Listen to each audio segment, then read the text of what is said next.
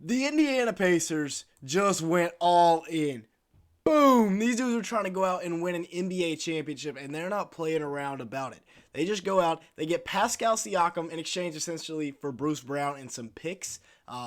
Big time draft compensation going to the Raptors, so we will talk about that. But a new big three in Indiana, Tyrese Haliburton. He's getting an elite piece to go into this offense. They're already the number one offensive rated team in the NBA and the number one in points per game. Their defense is where things are not good, and it doesn't make the most sense because Pascal is not exactly the best defender in the world. However, they're going all out. They're just going to say, hey, if you score 155 points, we're going to have to find a way to score 156. 22.5 points per game for Pascal this year, 5 assists, 7 rebounds, and that is with him taking basically the first half of the season off from shooting the three ball. And by the way, he's never played with a point guard this good. Yes, Kyle Lowry, he can play, but Tyrese Haliburton, man, as pure of a point guard as they come.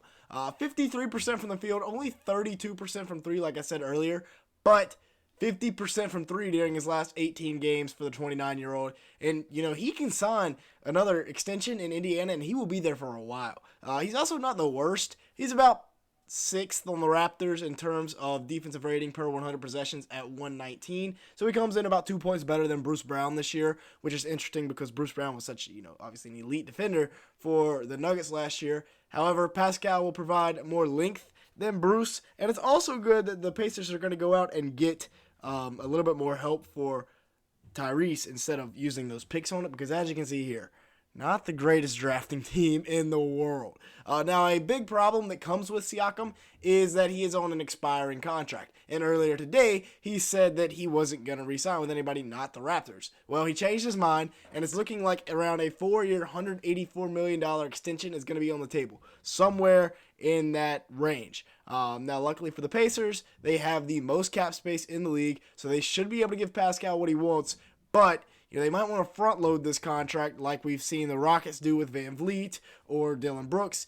to where they pay him his money before they really have to start getting into those rookie extensions for like Haliburton, although his has already been signed. So it's going to be tough because that kicks in next year. Looking at the draft compensation, Indiana sending 2 2024 first-rounders, one of their own, and a New Orleans pick, I believe. No. Excuse me. It's going to be the least favorable of the Clippers, Rockets, Jazz, and one other team in Oklahoma City. So it's probably going to be the Rockets pick or maybe the Jazz. Either way, that is going to Toronto, as well as Kira Lewis Jr.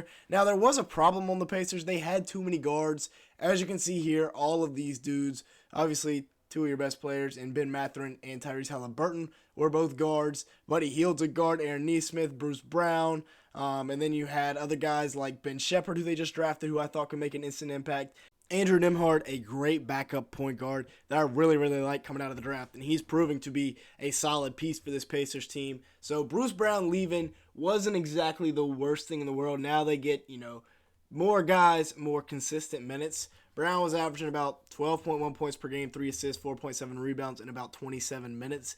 So coming off the bench again, but now this opens up more minutes for some of their younger guys. He is a great team player, obviously just coming off of that championship run last year, shooting at 48% from the field, 33% from three, also averaging a steal. I said he played 27 minutes. I lied. He played about 30. Jordan Nora also goes north of the border in this deal, 5.2 points per game for him, 2 rebounds in 10 minutes, so not bad per 36s, 46% from the field, 30% from three. Maybe he starts to develop something up in Toronto. Let's take a quick break here. Make sure to like button, leave me a comment down below, and hit that subscribe button if you are enjoying today's video at any point. The Indiana Pacers, they're going all in, baby. We're covering the NBA every single day around here, so make sure to hit that subscribe button and turn on those post notifications so you don't miss out on a video. And with that being said, let's go ahead and continue on here, looking at the other firepower that the Pacers have. Obviously, number one offense in the league, led by Tyrese Haliburton, averaging 23.6 points per game, 12.5 assists, 4.2 rebounds. He has broken out. I think you got to put him up there in the top 5 point guards in the NBA today. Also, he's shooting at 50, 40, 90 almost on 8.5 attempts from three, also averaging a steal. Tyrese has been exceptional this year. I think he's the best pure point guard in the league. It's up between him and like LaMelo, and I'm not trying to be biased, but LaMelo is just such a good passer. However, he still averages a full 3 or 4 assists less than Tyrese, which is crazy. Now, yes, Tyrese has a little bit better help around him, but still. Myles Turner, 17.2 points per game, 7.3 rebounds, and 2 blocks. So he does his best to help the defense out. 53% from the field, 33% from 3 in 27 minutes for the 27-year-old.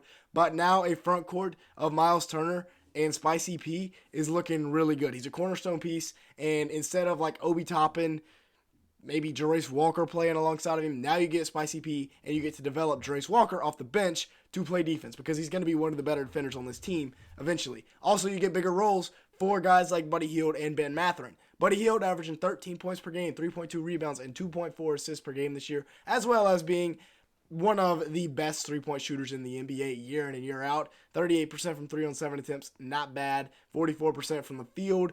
But Ben Mathurin, who's having a pretty good second season, but again, Bruce Brown was taking a lot of his minutes. 14.2 points per game, 3.6 rebounds. Now, yes, Pascal will probably play 33 to 35 minutes a game for them, but it will not be at the guard spot.